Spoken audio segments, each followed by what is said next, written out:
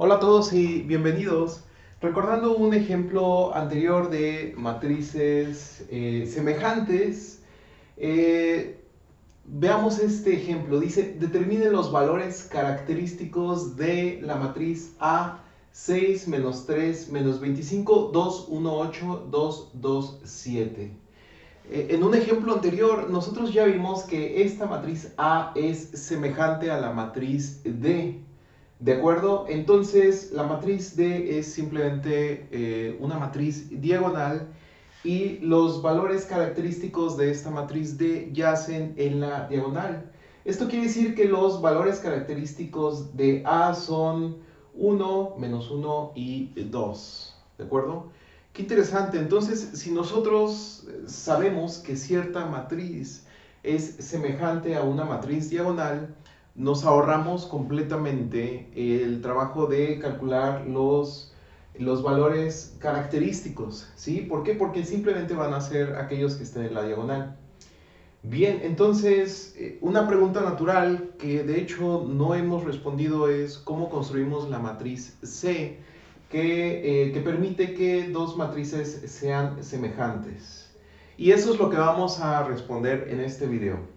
Bien, entonces veamos la siguiente definición. Una matriz A de n por n es diagonalizable si existe una matriz diagonal D, ¿sí? Muy de este estilo, tal que A es semejante a D.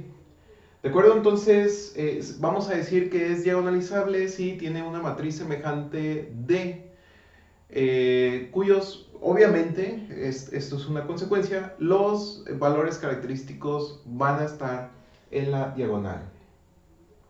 Bien, ahora veamos un teorema, que este teorema nos dice finalmente cómo construir esa matriz C que permite que dos matrices sean semejantes. ¿De acuerdo?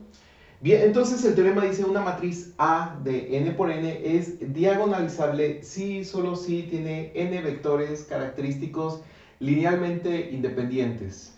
Aquí vale la pena revisar el teorema que vimos en el video pasado, donde enunciamos cuáles son las condiciones necesarias para que una matriz de n por n tenga n vectores característicos. ¿Sí? Por supuesto, son linealmente independientes. En tal caso, la matriz diagonal D semejante a la matriz A está dada precisamente, y este ejemplo ya nos revela esto, que no es sorpresa. La matriz diagonal es la matriz cuya diagonal son los valores característicos, ¿sí? Ahora, si C es una matriz cuyas columnas son vectores característicos linealmente independientes, entonces D es igual a C inversa por A por C. Este enunciado lo que nos está diciendo es precisamente cómo construir D. Perdón, cómo construir C. Cómo construir C, las columnas de C son los vectores característicos, ¿sí? Esa es la manera de construir esta matriz C. Bien, entonces vamos viendo la demostración. Esta es una demostración muy bonita ya que todo se va desarrollando de manera muy natural. Supongamos que A tiene n vectores característicos linealmente independientes, v1, v2, vn. Insisto, ya vimos en un teorema pasado qué características debe tener la matriz A para que tenga estos n vectores característicos linealmente independientes. ¿Sí? A estos vectores característicos los vamos a llamar v1, v2 hasta vn, que por supuesto corresponden a los valores característicos no necesariamente diferentes, y ya vimos en varios ejemplos que no es necesario que sean todos distintos, pero bueno, estos son los valores característicos lambda 1, lambda 2 hasta lambda n. Bien, entonces a estos vectores característicos los vamos a llamar B1 y su entrada va a ser C11, C21 hasta Cn1. Para el vector característico 2, sus entradas van a ser C12, C22, Cn2 y por último así sucesivamente hasta el vector característico n, donde sus entradas son C1n, C2n hasta Cnn.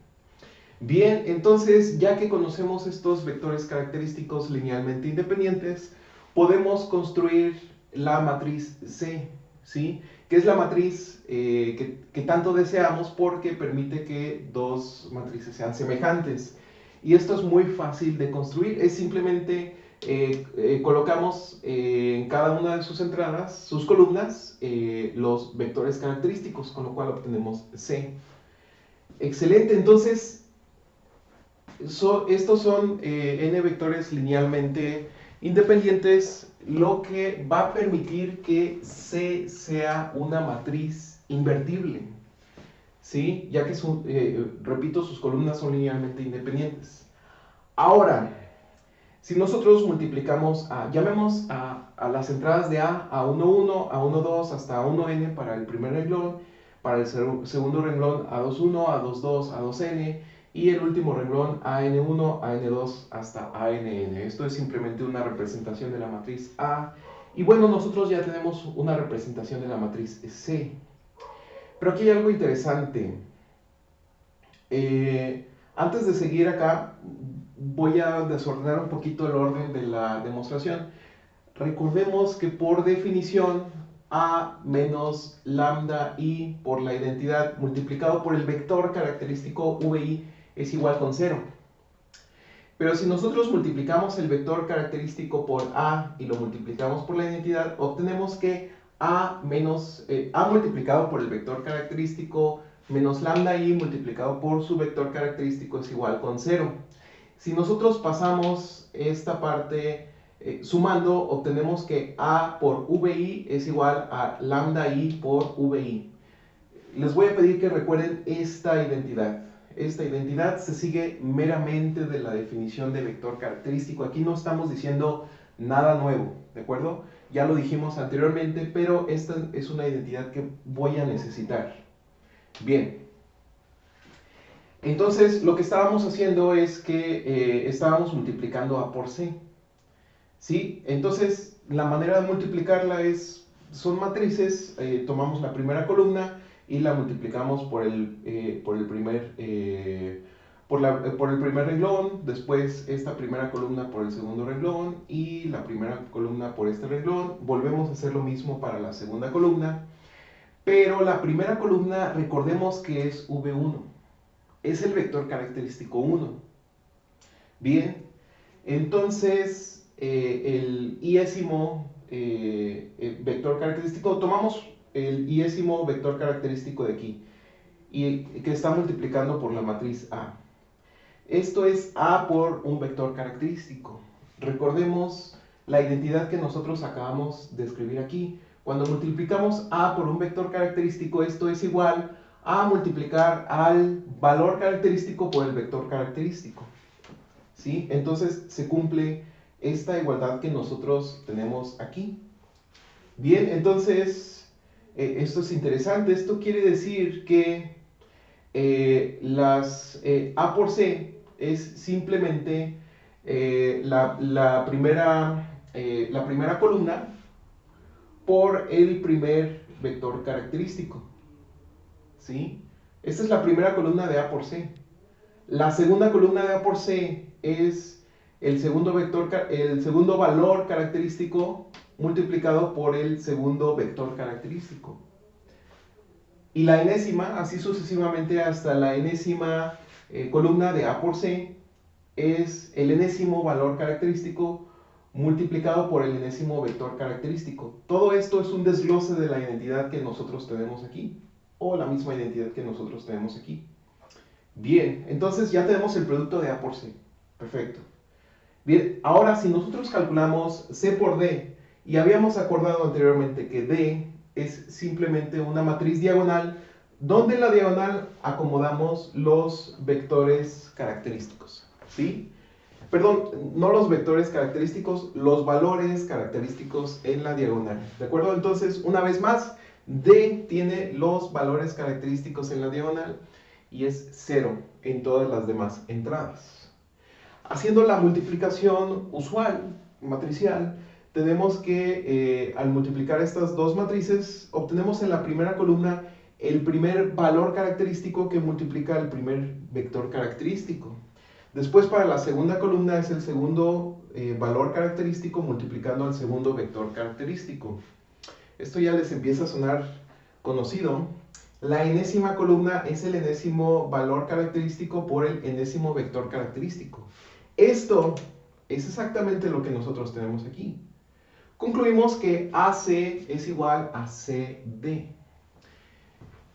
Los vectores característicos son linealmente independientes, por lo tanto C es invertible. Si de esta igualdad multiplicamos por la izquierda por C inversa, lo que obtenemos es que D es igual a C inversa por A por C. Esto quiere decir que D es una matriz semejante con A. Bien, entonces, ¿qué fue lo que hicimos? Esto prueba que si A tiene n vectores característicos linealmente independientes, entonces significa que A es una matriz diagonalizable. Por el contrario, suponga que A es diagonalizable, estamos partiendo de que A es diagonalizable. ¿Por qué estamos suponiendo lo contrario? Porque el teorema dice sí y solo sí. ¿De acuerdo? ¿Dónde está el sí y solo sí?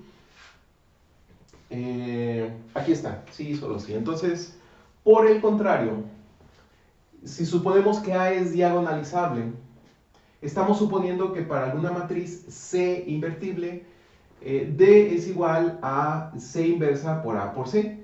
Eso es lo que estamos suponiendo. Entonces, sean V1, V2 hasta Vn las columnas de C. Entonces, A por C es igual a C por D.